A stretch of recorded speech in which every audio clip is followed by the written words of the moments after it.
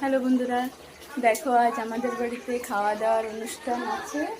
তো এখন হাঁসের মাংস লাল লাল রান্না, আরও অনেক কিছু আছে, সবটা তোমাদের দেখাবো।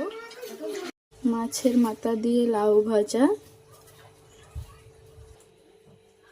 মসুর ডাল, বেগুন ভাজা এখনো হয়নি, এটা হবে। মাছ দিয়ে আলু দিয়ে একটা পাতলা ঝোল,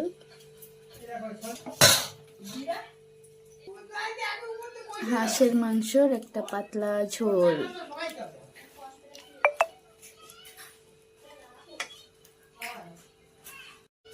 এই দেখো ডেজার্টও চলে এসেছে আমাদের। খাওয়া দাওয়ার পরে হবে আইসক্রিম, কিন্তু আমরা আগেই খেয়ে নেবো। পরে খাওয়া দাওয়া আমাদের অপেক্ষা আর হচ্ছে না, আমরা আগেই খেয়ে নেবো ডেজার্ট।